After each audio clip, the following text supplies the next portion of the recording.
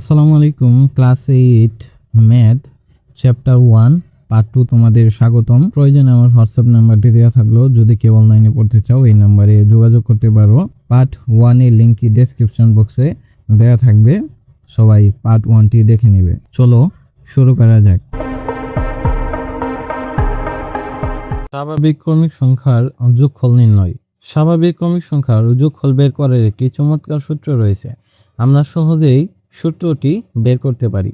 মনে করি 1 থেকে 10 পর্যন্ত ক্রমিক স্বাভাবিক সংখ্যাগুলোর যোগফল হলো ক। যোগফল হলো ক। মনে করি 1 থেকে 10 পর্যন্ত ক্রমিক স্বাভাবিক সংখ্যাগুলোর যোগফল হলো ক।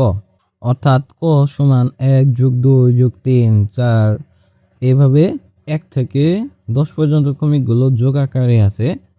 লক্ষ্য করি প্রথম ও শেষ পদের যোগফল 1 যোগ 10। আমরা জানি যে যোগ এবং বিয়োগ দ্বারা যদি কোনো সংখ্যাকে যুক্ত করা হয় তাহলে প্রত্যেকটি হলো একটি করে পদ। তাহলে এখানে প্রথম পদ হলো 1 এবং শেষ পদ হলো 10। 1 এবং 10 এই দুটো যদি আমরা যোগ করি তাহলে পাবো 11। দ্বিতীয় ও শেষ পদের আগের পদ যোগফল 2 যোগ 9 সমান 11 ইত্যাদি। একই যোগফলের প্যাটার্ন অনুসরণ করে 5 জোড়া সংখ্যা পাওয়া গেল। অর্থাৎ 1 থেকে 10 পর্যন্ত এখানে 5 জোড়া সংখ্যা আছে। সুতরাং যোগফল 11 গুণন 5। অর্থাৎ যদি আমরা এই প্রথম পদ এবং শেষ পদ এই দুইটা যদি যোগ করি তাহলে আমরা পাবো 11। এবং একইভাবে প্রথম দ্বিতীয় পদ এবং শেষ পদের আগের পদ এই দুইটা যদি আমরা যোগ করি, যেমন 2 এবং 9, তাহলেও পাবো 11। একইভাবে যদি 3 এবং 8 যোগ করি তাহলেও 11ই পাবো।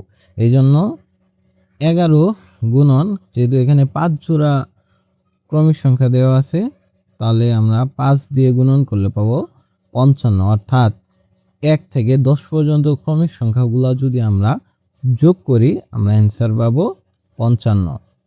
এই থেকে স্বাভাবিক ক্রমিক সংখ্যার যোগফল বের করার একটি কৌশল পাওয়া গেল। তাহলে আমরা যদি এইভাবে যে কোনো ক্রমিক সংখ্যার যোগফল বের করতে চাই তাহলে আমরা সহজেই এই নিয়মটি ফলো করে আমরা বের করতে পারবো। এখন আরেকটি কৌশল এখানে দেখানো আছে যে প্রদত্ত যোগফলের সাথে সংখ্যাগুলোর বিপরীত ক্রম লিখে যোগ করে পাই। অর্থাৎ আমরা ধরি যে ক সমান আমরা স্বাভাবিক একটা ক্রম তৈরি করলাম 1 থেকে 10 পর্যন্ত, এবং দ্বিতীয় নাম্বার একটা ক আমরা নিলাম, এখানে আমরা বিপরীত ক্রমে সাজালাম।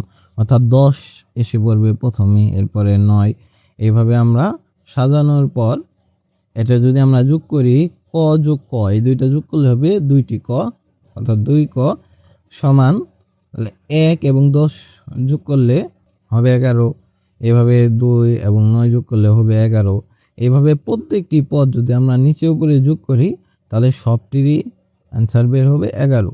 এটা আমরা আরেকভাবে করতে পারি যে বা এই 2 ক সমান এখান থেকে আমরা প্রত্যেকটাই যেহেতু 11 বের হবে আমরা প্রথমটাই নিলাম যে প্রথম পদ এবং শেষ পদের যোগফল নিলাম, এবং এইখানে আমাদের ধারাবাহিক ক্রমিক সংখ্যা আছে 10টি, অর্থাৎ 10টি পদ আমাদের এখানে আছে, এই জন্য আমরা এই 10 এর সাথে গুণন করে দেব। বা এখন এই যে 2, এখানে 2 আর ক গুণন আকারে আছে, তো এখানে যদি ক থাকে তাহলে এই 2 যেহেতু গুণন আকারে আছে এই পাশে গিয়ে হবে ভাগ। অর্থাৎ এই সংখ্যাটার নিচে যাবে ভাগ হবে। তাহলে এটা যদি আমরা করি যে সমান সমান 11 গুণন 10, 1 আর 10 যোগ করলে পাবো 11 গুণন 10 বাই হবো এই 2।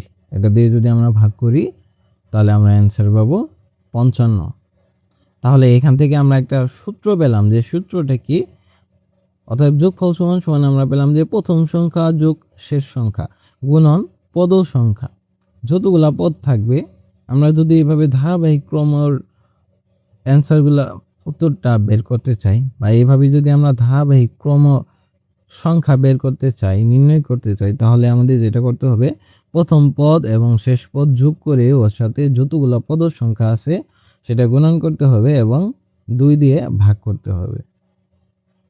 তাহলে আমাদের একটা কাজ দিয়ে দিছে যে 1 থেকে 15 পর্যন্ত ক্রমিক স্বাভাবিক সংখ্যাগুলোর যোগফল বের করার সূত্র প্রতিষ্ঠা করা। অর্থাৎ আমরা যে 1 থেকে 10 পর্যন্ত ক্রমিক স্বাভাবিক একটা সংখ্যা বের করলাম এখানে, ঠিক একই নিয়মে আমরা এই 1 থেকে 15 পর্যন্ত ক্রমিক স্বাভাবিক সংখ্যাটা করব।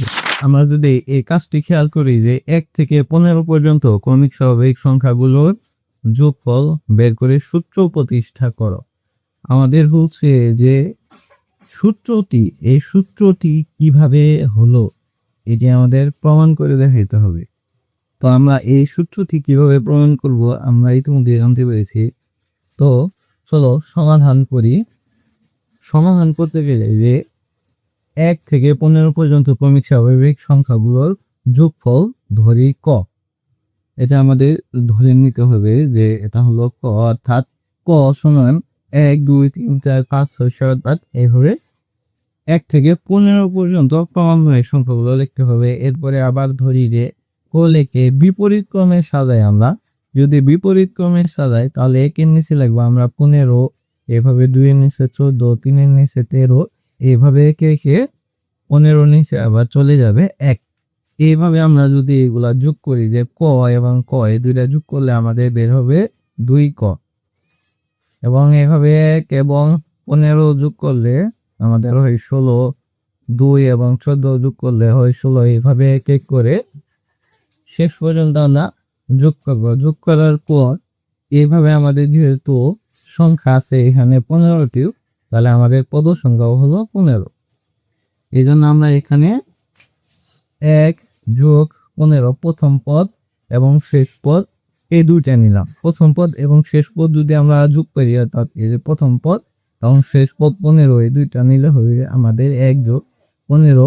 এবং এখানে যেহেতু ধারাবাহিক ক্রমিক সংখ্যা আছে 15টি, তাই আমরা 15 গুণ করে দিব।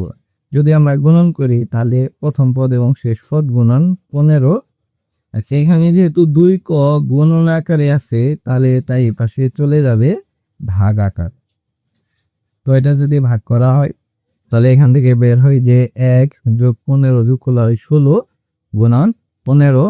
এটা যদি আমরা 2 দিয়ে ভাগ করি আমরা উত্তর পাবো 120। অর্থাৎ 1 থেকে 15 পর্যন্ত ক্রমিক স্বাভাবিক সংখ্যার মধ্যে এদের যোগফল হলো 120। তো আমরা সূত্রটি পেলাম কি, যে প্রথম সংখ্যা যোগ শেষ সংখ্যা, প্রথম সংখ্যা যোগ শেষ সংখ্যা গুণন পদ সংখ্যা। অর্থাৎ এখানে যতগুলা পদ থাকবে আমরা এখানে লিখবো, যেমন এখানে পদ আছে 15টি, এই জন্য আমরা এখানে 15 লিখেছি। তাহলে আমরা এই সূত্রটি আমরা প্রমাণ করলাম, বা এই সূত্রটি আমরা পেলাম যে ইহাই ক্রমিক স্বাভাবিক সংখ্যার যোগফল নির্ণয়ের সূত্র। আশা করি সবাই বুঝতে পেরেছ। আমরা শর্টকাট নিয়মে কিভাবে ক্রমিক সংখ্যাগুলোর যোগফল নির্ণয় করা যায় এটি শিখব। তো এখানে আমরা দেখতে পাচ্ছি যে 1 থেকে 15 পর্যন্ত ক্রমিক সংখ্যাগুলোর যোগফল নির্ণয়, এটি আমরা এখন বুঝতে পেরেছি যে আমরা এই সূত্র ব্যবহার করে এর যোগফল আমরা নির্ণয় করতে পারবো। যদি আমরা এই সূত্রটি প্রয়োগ করি যে প্রথম সংখ্যা দেওয়া আছে 1, দ্বিতীয় সংখ্যা দেওয়া আছে 15, তাহলে 1 যোগ 15 প্রথম সংখ্যা যোগ শেষ সংখ্যা গুণন এখানে পদ সংখ্যা দেওয়া আছে 1 থেকে 15 পর্যন্ত ক্রমিক সংখ্যা, যদি আমরা এই করি পদ সংখ্যা হবে 15, আর এটারে আমরা 2 দিয়ে ভাগ করলে তাহলে অ্যান্সারটা আমরা পাবো। এখানে যদি 16 এবং 15 গুণন করি তাহলে আমরা পাবো 240। 240 কে আমরা যদি 2 দিয়ে ভাগ করি তাহলে আমরা এখানে পাবো 120। তাহলে আমরা সূত্র প্রয়োগ করে এটা সহজেই এইভাবে বের করতে পারি। আরেকটা শর্টকাট নিয়ম হলো যে এখানে ক্রমিক সংখ্যার প্রথম সংখ্যা এবং দ্বিতীয় সংখ্যার যোগফল, এই দুটো যদি আমরা প্রথম সংখ্যা এবং দ্বিতীয় সংখ্যার যোগফল গুণন হলো যে এখানে ক্রমিক সংখ্যা আছে কত, যেমন ক্রমিক সংখ্যা আছে এখানে 1 থেকে 15টি, এর অর্ধেক কত 15, এর অর্ধেক হলো 7.5, 7.5। এটা দিয়ে যদি আমরা গুণন করি তাহলে আমরা অ্যান্সারটা বের করতে পারবো। যদি এটা করি যে 16 গুণন 7.5 সমান 120। 20। আমরা এই শর্টকাট ট্রিক্স ব্যবহার করেও অ্যান্সারটি বের করতে পারবো। তো এই শর্টকাট ট্রিক্স আমরা কিভাবে অ্যাপ্লাই করব, যে এখানে প্রথম এবং শেষ সংখ্যার যোগফলটা নেব, কিন্তু এইখানে যে পদ সংখ্যা আছে এটার আমরা অর্ধেক নিব, অর্ধেক নিয়ে গুণন করে দেব। তাহলে আর আমাদের এইভাবে 2 দিয়ে ভাগ করতে হবে না, এতগুলা করতে হবে না। এটা হবে আমাদের শর্টকাট ট্রিক্স। আচ্ছা, প্রথম 10টি বিজোড় সংখ্যা যোগফল নির্ণয়, অর্থাৎ অড নাম্বার হলো বিজোড় সংখ্যা। প্রথম 10টি বিজোড় সংখ্যার যোগফল কত? ক্যালকুলেটরের সাহায্যে সহজেই পাই আমরা 100। 1, 3, 5, 7, 9, 11, 13, 5, 17, 19। যদি আমরা এগুলা সবই যোগ করি, যদি আমরা ক্যালকুলেটর ব্যবহার করি, তাহলে আমরা পাবো 100। এইভাবে প্রথম 50টি বিজোড় সংখ্যার যোগফল বের করা সহজ হবে না। এখানে তো 10টি আছে, আমরা সহজেই ক্যালকুলেটর ব্যবহার করে হোক আর ম্যানুয়ালি যোগ করে হোক আমরা সহজেই বের করতে পারবো। কিন্তু যদি আমাদের 50টি বিজোড় সংখ্যার যোগফল বের করতে বলা হয়, তাহলে আমাদের অনেকটা সময় লাগবে। বরং এই ধরনের যোগফল নির্ণয়ের জন্য কার্যকর গাণিতিক সূত্র তৈরি করি। এখন আমরা একটা সূত্র বা একটা প্যাটার্ন লক্ষ্য করব, যেভাবে আমরা সহজে এটা করতে পারবো। 1 থেকে 19 পর্যন্ত বিজোড় সংখ্যাগুলো লক্ষ্য করলে দেখা যায় যে 1 + 19 = 20। ঠিক আছে, এরপরে 3 এবং 17 এই দুইটা যদি আমরা যোগ করি তাহলে পাবো 20। এইভাবে আগেরটার মতো প্রথম এবং শেষ এইভাবে পদগুলো যদি আমরা যোগ করি, প্রত্যেকটারই পাবো আমরা 20 করে। এই রকম 5 জোড়া সংখ্যা পাওয়া যায় যাদের প্রত্যেক জোড়ার যোগফল হলো 20। সুতরাং সংখ্যাগুলোর যোগফল 5 × 20। অর্থাৎ এইখানে জোড়া আছে 1 থেকে 19 পর্যন্ত বিজোড় সংখ্যার জোড়া হয় 5টি। অর্থাৎ 10টি সংখ্যা আছে, 10 যদি আমরা 2 দিয়ে ভাগ করি তাহলে 5, তাহলে 5 জোড়া, এবং প্রত্যেকটারই প্রথম পদ এবং দ্বিতীয় পদ এবং লাস্ট দ্বিতীয় পদ যদি যোগ করি প্রত্যেকটি আসে 20। এজন্য যদি আমরা 20 এর সাথে গুণন করি তাহলে অ্যান্সার পাবো 100। তাহলে সহজেই আমরা এভাবে বের করতে পারবো। আমরা লক্ষ্য করি যে 1 + 3 = 4 একটি পূর্ণবর্গ সংখ্যা। পূর্ণবর্গ সংখ্যা কি? আমরা যদি 4 এর যদি রুট ওভার করি, অর্থাৎ 2 × 2, যদি আমরা 2 এবং 2 গুণন করি তাহলে পাবো 4।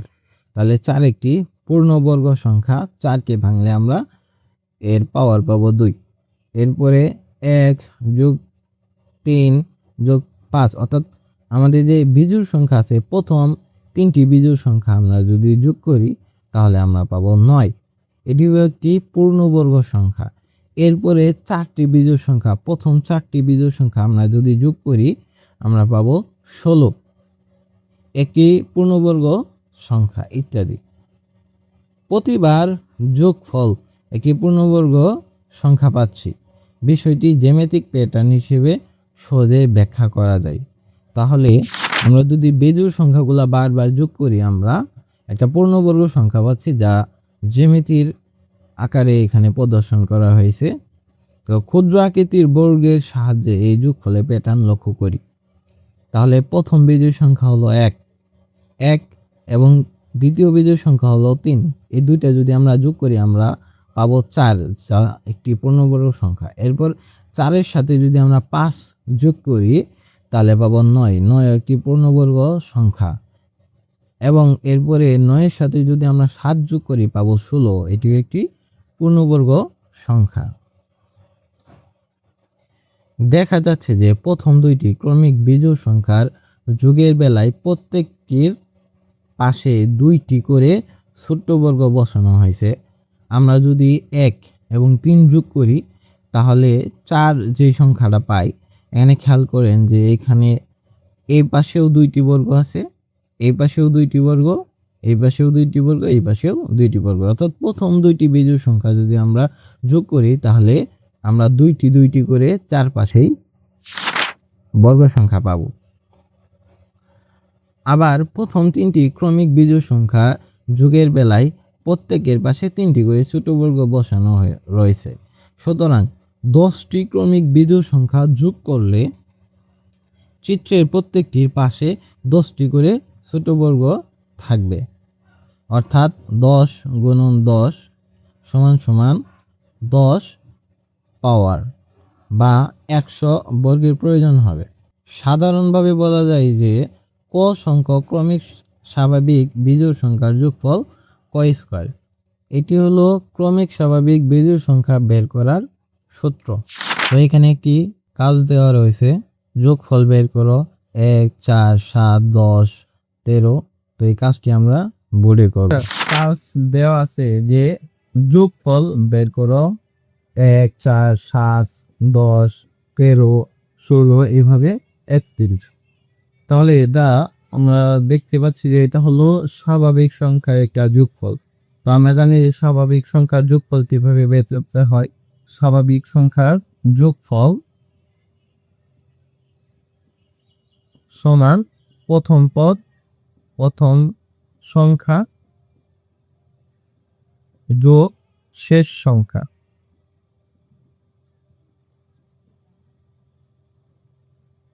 প্রথম সংখ্যা যোগ শেষ সংখ্যা গুণন হলো পদ সংখ্যা।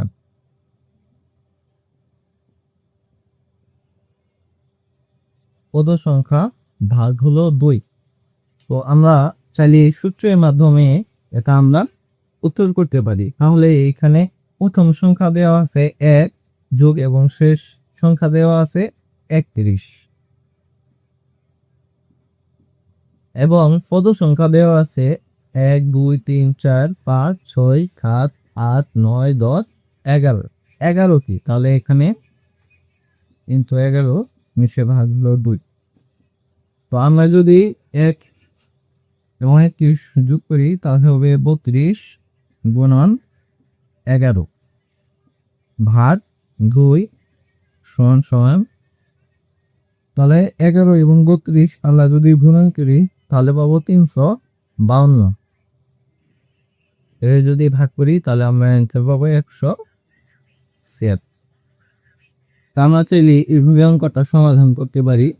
তো আরেকটা শর্টকাট নিয়ম আছে, এটা আমি আপনাদের আগে থেকে বলেছিলাম যে আমরা যদি শর্টকাট নিয়মটা অ্যাপ্লাই করি তাহলে প্রথম সংখ্যা এবং শেষ সংখ্যা এই দুইটার যোগফল হলো 32।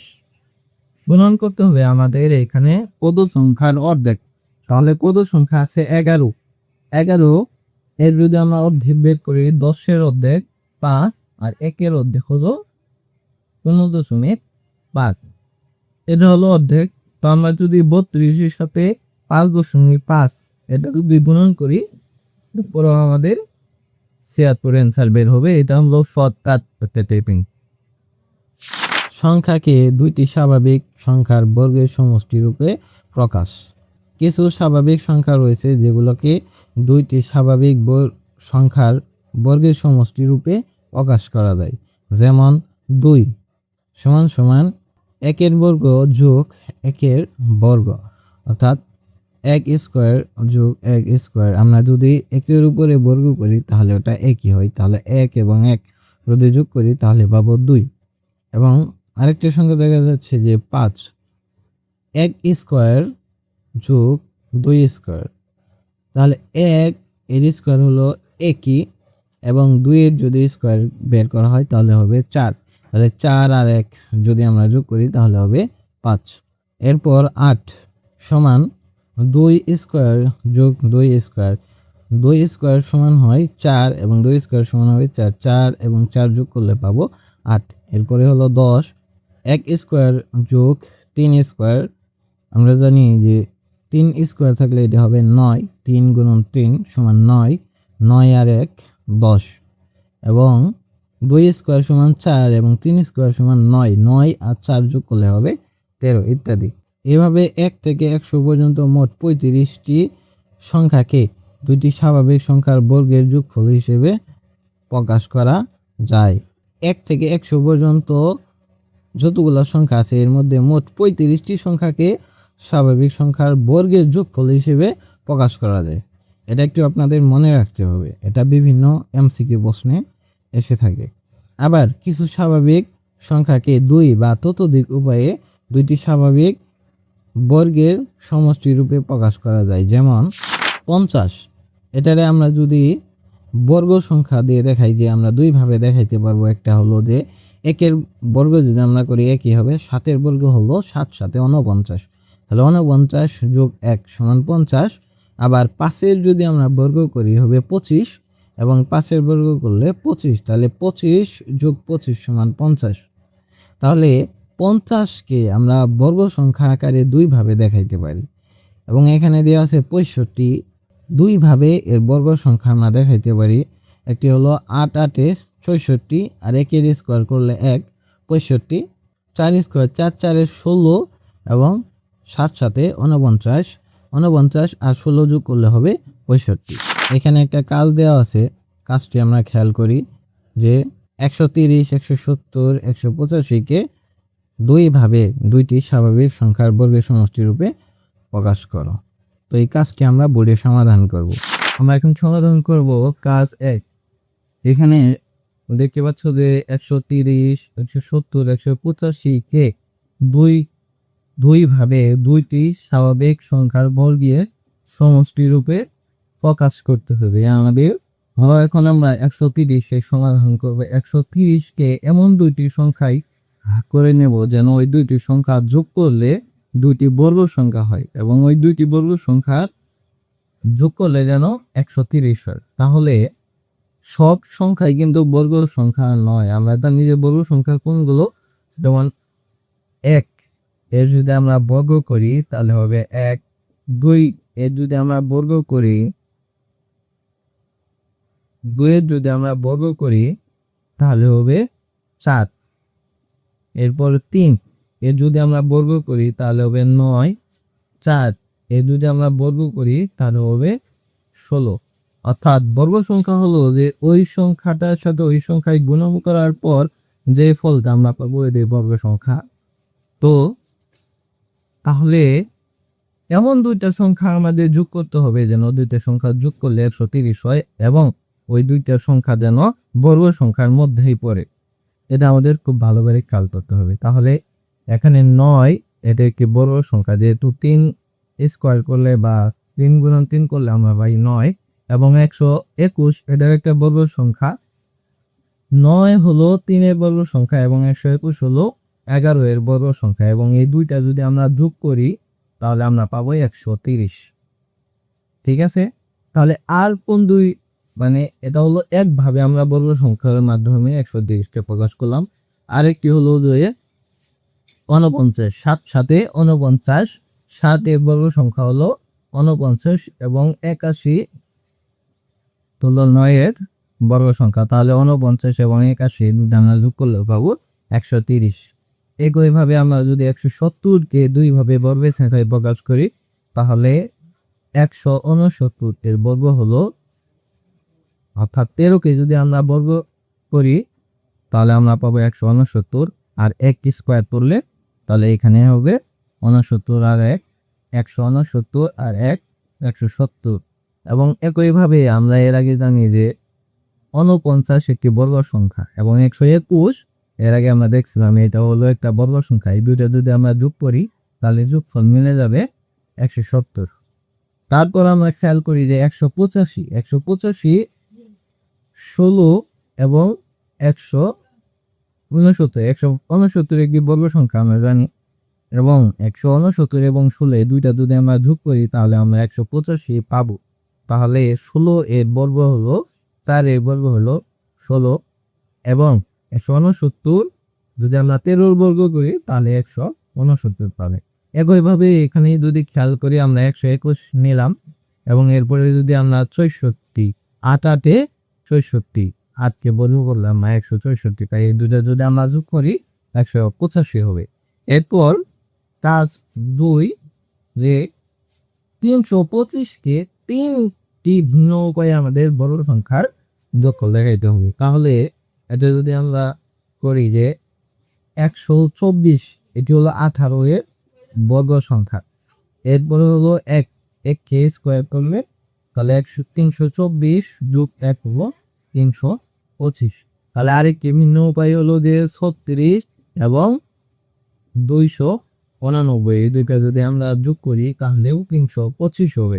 36 6 এর বর্গ করলে আমরা 36 পাবো এবং 17 বর্গ করলে আমরা 299 পাবো এবং 100 ও 225 এই দুটো যদি আমরা যোগ করি তাহলে পাবো 325। তাহলে 10 এর বর্গ হলো 100 এবং 15 এর বর্গ হলো 225।